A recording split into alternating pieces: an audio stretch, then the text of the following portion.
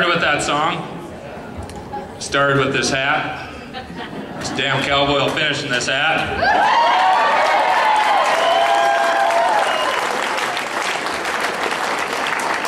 I just got off the phone. I did call our newly elected governor for his first full 4-year term and congratulate him on winning his seat. And I think we should all share in that congratulations, and he graciously accepted that.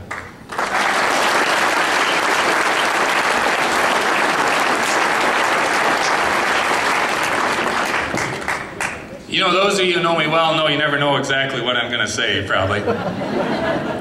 And my stump speech changes from day to day. And maybe I'm a little unorthodox sometimes in how I speak, but tonight I think about a woman named Martha Nelson. How many people here know Martha Nelson? That's right. We lost Martha Nelson in Towner. She was 96 years old just a week and a half ago. Nikki served lunch at the funeral. And Martha is the grandmother to 2 of my very good friends, Todd and Chris Nelson. Some of you who know Rodney Nelson know this is Rodney Nelson's mother. Martha was from New Rockford. Her dad was governor of North Dakota. Ole Olson came in 1932, I believe, when he was there. And one thing about Martha, she was a dyed-in-the-wool NPLer. Democrat. Woo! She was a farmers union person. She was a co-op person.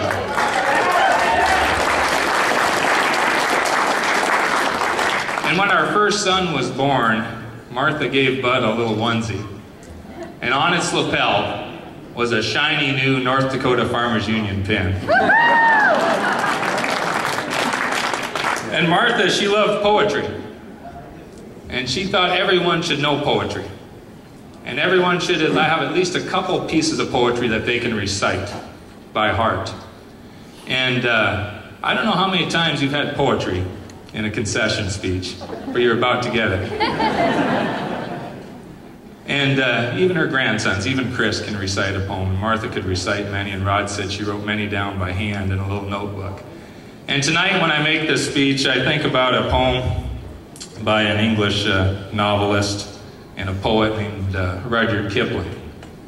And you test me here, see if I can remember it. It's called If. And there's much in a campaign that belongs to this.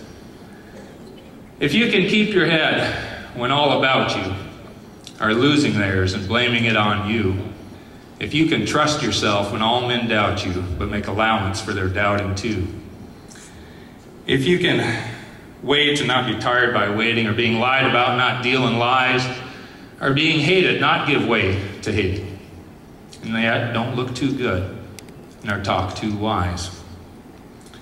If you can dream, but not make dreams your master, if you can think, but not make thoughts your aim, if you can deal with triumph and disaster, and treat those 2 imposters just the same. If you can bear to hear the truth you've spoken, twisted by knaves to make a trap for fools, and see all you gave your life to broken, and stoop and build it up with worn-out tools.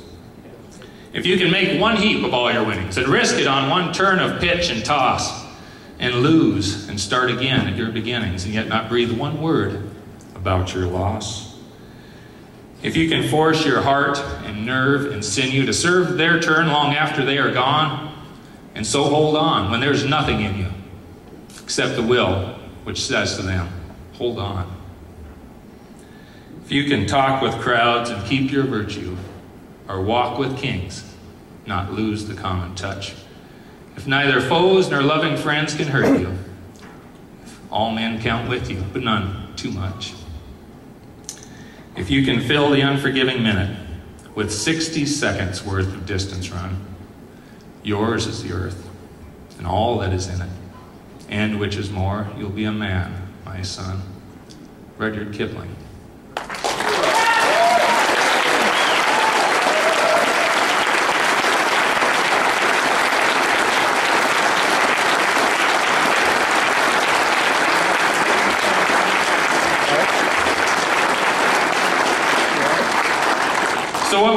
doing this race, we kept our head. We kept our head. We faced our share of doubts.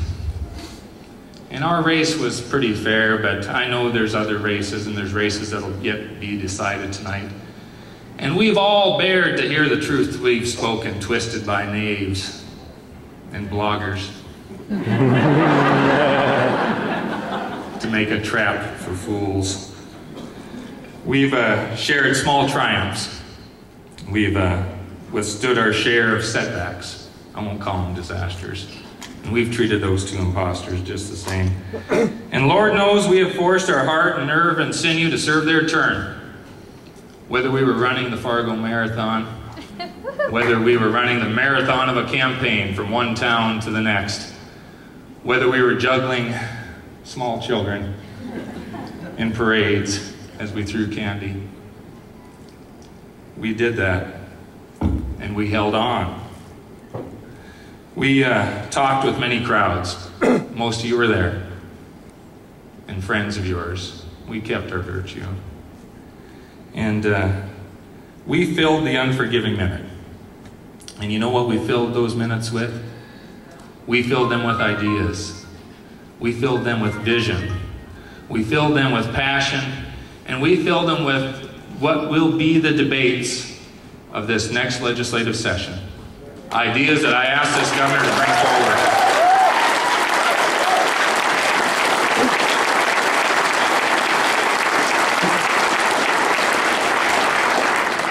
And if there's something I take solace in, I will not be in the governor's office. I won't even be in the Senate. Because if they can't beat you in the ballot box, they beat you in the committee room. But you know, the ideas of this campaign will be in the halls of the legislature, and I'm counting on my friends in the legislature to be doing that.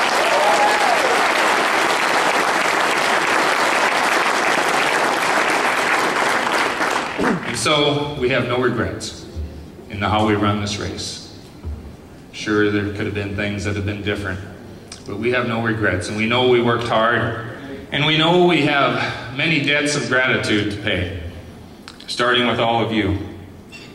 Because we'll see what the percentage is when all 426 precincts report.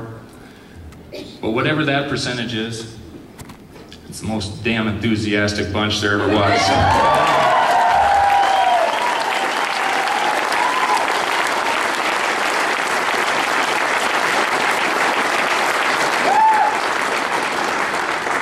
You cheered us on, and we never gave up because you never gave up. And we have debts of gratitude. You know that we had the best lieutenant governor candidate that I could find, Ellen Chaffee.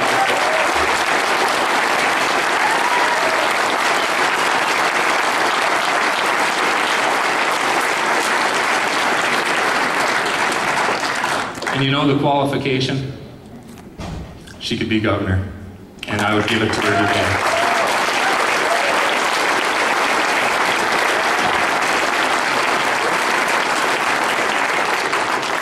I have been married to this woman for 9 years.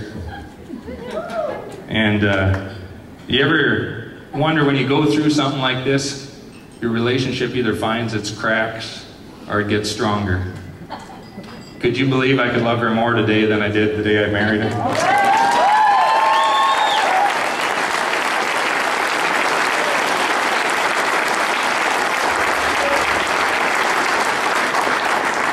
Employee number 001, Aaron Hill Oban.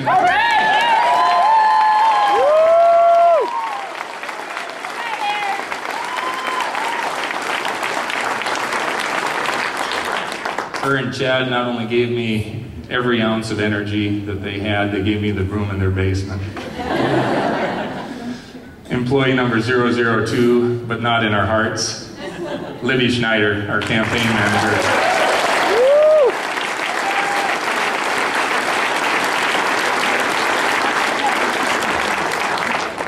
Those are four very extremely talented women. And let's throw in the mix Pam Gullison and Heidi Heitkamp. And let me tell you,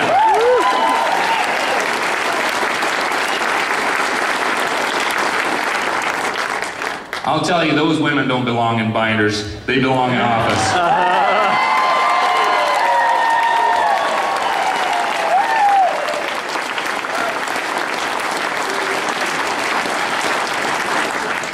Now I'll share a couple little stories with you here.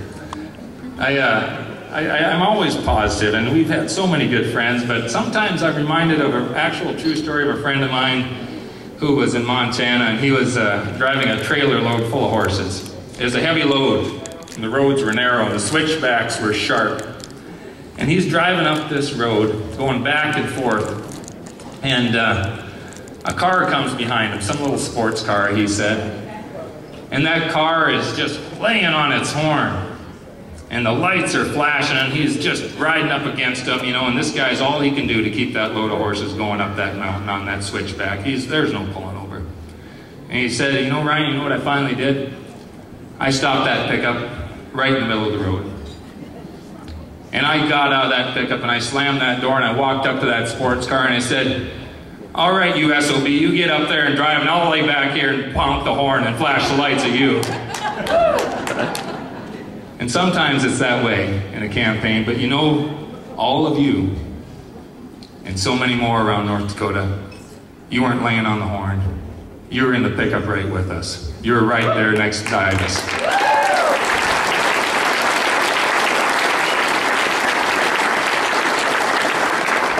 And here's one reason to take heart. I got the first poll in for me tonight. Came from the Mid-Dakota Elementary School in Binford, North Dakota. 5th grade. 15 kids. Not my hometown. Miles away. Taylor, 14.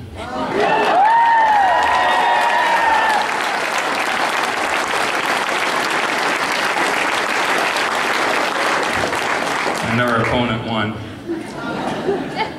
And when those kids turn 18, we've got it by the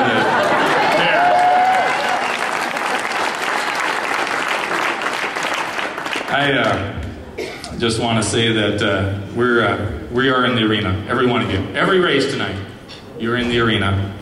And as Teddy Roosevelt would say, you know the great devotions, you know the great enthusiasms, you know you've spent yourselves in a worthy cause, and at best, in the end, you know the triumph of high achievement, who, at worst, if you fail, at least you do so while daring greatly, so that your place shall never be with those cold and timid souls who know neither victory nor defeat. So thank you to every candidate tonight. Everyone out here who's running for the legislature, statewide office, give them a hand.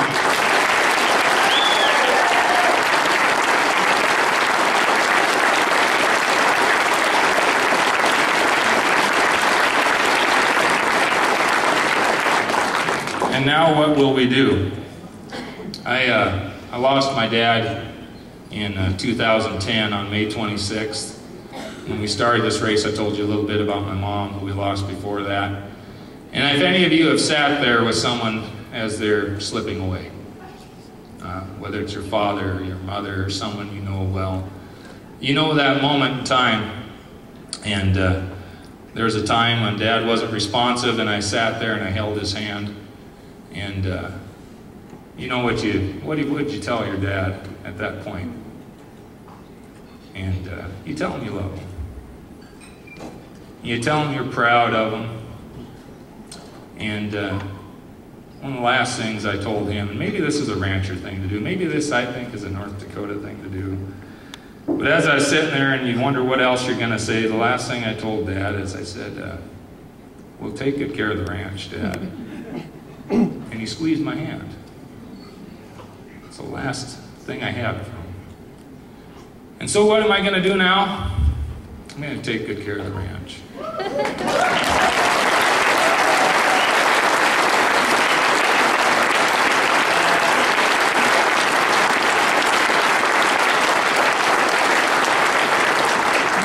And we want no sympathy. Because you know what? We're going to do exactly what we love to do. And I said there's 3 things I won't trade in this race. No matter what. Win or lose, when we get done, I'll still have my wife.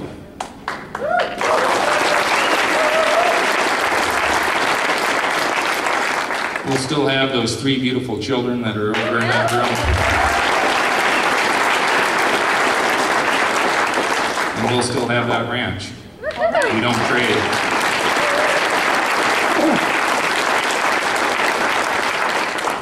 That ranch is not for sale. And everyone in this room knows that North Dakota is not for sale.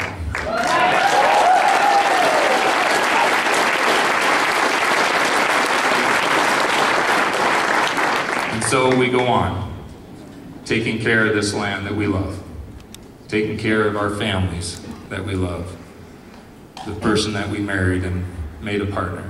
We'll take care of each other. And we'll still be here. Ryan Taylor's not going anywhere.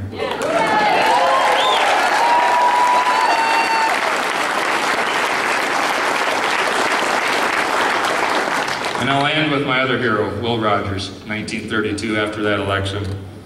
Will Rogers is the guy that I've always admired. He's the one that said, you know, once a man's held public office, he's absolutely no good for honest work.